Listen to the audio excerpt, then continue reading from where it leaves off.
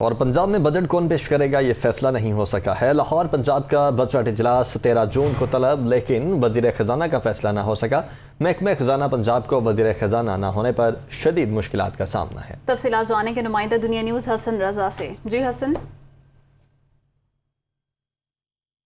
جون کو حکومتی سفارش پر وہ باقاعدہ پنجاب اسمبلی کا بجٹ اجلاس وہ طلب کرنے کی منظوری دے دی ہے، لیکن ابھی تک وزیر خزانہ پنجاب کا فیصلہ نہیں ہو سکا، جس کی وجہ سے بہت بے شمار وہ معاملات التوا کا شکار ہے۔ پنجاب میں وزیر خزانہ کے لیے پیپلز پارٹی عثمان محمود کے لیے ڈٹ چکی ہے اور پنجاب حکومت اپنی جماعت نون لیگ سے مشتبہ شجاع الرحمان کو وزیر خزانہ لانا چاہتے ہیں، جس کی وجہ سے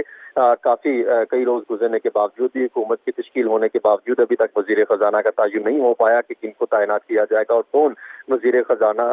کے طور پر وہ بجٹ پنجاب اسمبلی میں پیش کرے گا۔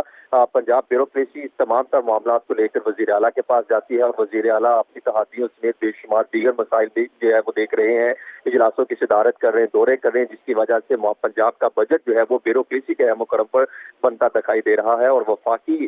وہ اعلیٰ عہدیدار وہ اس معاملات میں کافی حد تک وہ سپورٹ کرتے دکھائی دے رہے ہیں، لیکن وزیر خزانہ نہ ہونے کی وجہ سے بے شمار معاملات جس میں ترقیات، ٹیکس اور دیگر معاملات